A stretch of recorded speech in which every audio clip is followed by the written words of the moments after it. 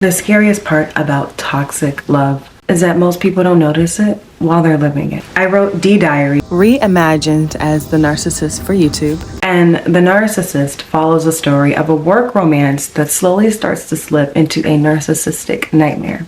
You're beautiful, smart. Where's your man at? I'm happily single, but thank you. They say when you hold someone else's hand, it lets you know if you're compatible with them or not. What? Yeah. D-Diary actually won Best Scripted Drama at NatP 2024 and was selected by Black Girls Rock to screen at Urban World Film Festival in New York City 2025, and it also streams on Amazon Prime and Tubi. But what I'm most proud of isn't actually the recognition. It's what writing the story taught me. Because when I started writing this, I had this idea to create a story about a narcissist and just break down, what it looks like when you're dating someone that is narcissistic. But it turns out that I was writing about something way more common. Toxic relationships, and how toxic relationships rarely start off as toxic. When you first watch The Narcissist, it might not seem like his actions are a big deal because he's charming and nothing that he does really seems obviously abusive. But here are 3 moments that Ebony missed that should have been logged as red flags. Let's get into it. Let's just watch the scene.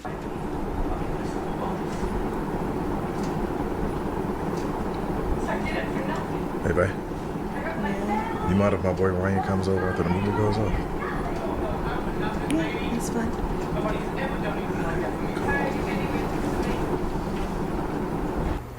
Yeah. Ryan, Ebony, this is Ryan. Hey, nice to meet you. Nice to meet you. Bro, you wanna drink?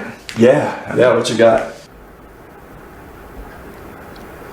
What the fuck? This should have been a red flag.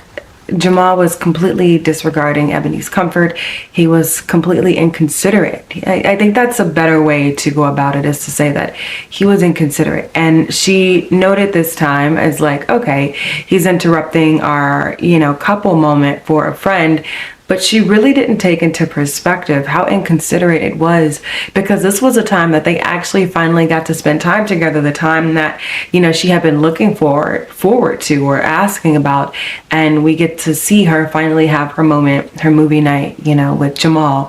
And it's followed up immediately with inviting a friend over. If you are dating somebody and you find that it is difficult to get this person to hang out with you, honey, that person does not want to hang out with you. I think that being considerate is one of the easiest ways to see and understand if somebody's actually wanting to build something with you. If somebody takes your intimate time, the time you finally got to spend together, and they interject that with a friend, well, they're either avoiding something, they're hiding something, or they might not want to be around you. So that's the first red flag that I feel like Ebony overlooked that should have been logged as a red flag. The drinking. Oh. What's this? I'm glad you brought wine, because I was thinking the same thing. Right? You should have brought 2. You want to pour us up and put this in the fridge? Thank you. To securing our client? To you looking just as beautiful with no makeup. Cheers. Cheers. So, you wanna watch something? Can you pour me another cup? Substance abuse really presents itself in individuals with narcissistic personality disorder. I have a master's in marriage, couple, family counseling, currently working towards my license. And, I've also done a strong amount of hours working with persons battling addiction. And when you mix consistent drinking with narcissistic personality disorder, not only does the actions of the narcissist have the potential to become a little more detrimental, but this person's not always in control of their thoughts or their behaviors or their actions because of the alcohol. And that's a recipe for disaster.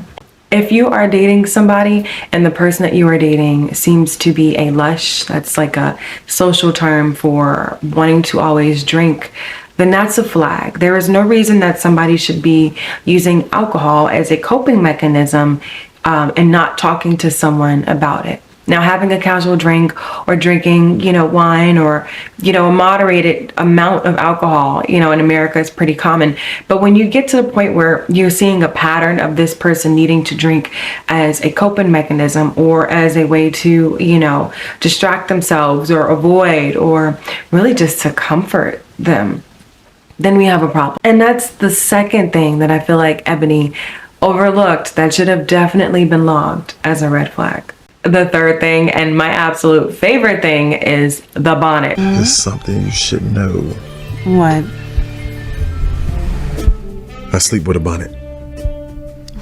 Wait, what? Yeah. And it's pink. Oh.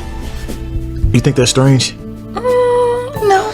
I think it's kind of cute. You look like the Prince of Egypt. Yeah. I mean, now everybody should be into their looks and everybody should, want to take care of themselves. However, with narcissistic personality disorder, an obsession with their looks, an obsession with being perfect, an obsession with, creating a perfect aesthetic is very much in alignment with a flag that you might want to throw the flag into the play. But if their appearance and their intention or attention, to their appearance becomes obsessive, that could interfere with how they see you. That could interfere with their, ability to see anybody else but themselves if they're very obsessed with their looks. And so I have to say that those are three of the things that Ebony overlooked that should have been logged as red flags. What's happening when we're experiencing a bad relationship is that we're not reflecting on it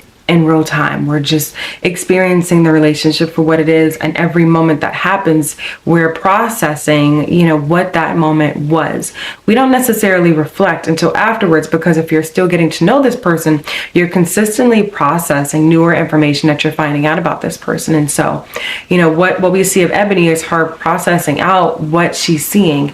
And while you're dating, if you need a safe space to process things out, please check out the link in my app. It's called the Luna Collective, and it is a space for you to not just learn about different healing terms, but to also watch some of the series that I create, and as a journal prompt and a place to find community. So I invite you to check it out. I've been building it for a little bit and I'm really proud of it. Now, here are a few filters that you should use in order to avoid toxic relationships. I invite you to set a small boundary in newer relationships, or when you're getting to know somebody, setting a small boundary and sticking to it. It could be as simple as a bedtime, or I won't have a snack after this hour, or even if it's like on Tuesdays at 5 o'clock, I do this thing. Whatever that boundary is, you set it. And if this person cannot respect that simple, small boundary, then that's going to be a really strong determining factor that they might not respect other boundaries that you put in place in the future. And so I invite you to use a small boundary as a filter to see if somebody that you are entertaining or getting to know is toxic. The second filter, which is a really easy filter, always ask yourself, do I feel respected? Anytime you're having an interaction with this person, or when you just left this person, ask yourself if you feel respected. And if at any point you start to question whether or not this person respects you, then that is a filter that you can go ahead and sift them through to say, this won't work for me. You can avoid toxic relationships if you don't feel respected, and you reflect on that and you ask yourself, do I feel respected in this? Now, the third thing is really to trip a narcissist up in case you actually run into one of them. Be proud of yourself. And you don't have to be aggressively, obnoxiously proud of yourself, but mention your wins. And if at any point your wins are met with either a challenge or a dismissal, then you can for sure rule that person out as somebody that is healthy to be with. If somebody can't celebrate your wins with you, then that is a huge red flag. That is a filter that you can sift somebody through and say, okay, you know what? I want somebody that's proud of me being proud. I want somebody that sees my wins and they're excited, for me. I don't want to be in a relationship with somebody that when I win, they're trying to downplay or dismiss it. Remember that toxic love does not always start off as toxic. And I think a lot of people don't realize that until they sit back and reflect and they're like, that relationship our relationship wasn't as healthy as it needed to be. But you can avoid that by using the filters we talked about and remembering to reflect as often as you can. The moment you are done processing what the heck is going on. My name is Aubri. I am your friend who's also kind of addicted to storytelling in the cinematic way, I guess in a YouTube way too. Thank you so much for watching my channel. And I will go ahead and connect episode 1 of The Narcissist so you can start to watch it and make sure that you mark these characteristics down so you can avoid dating a narcissist. I'll see you on the next video. Ciao.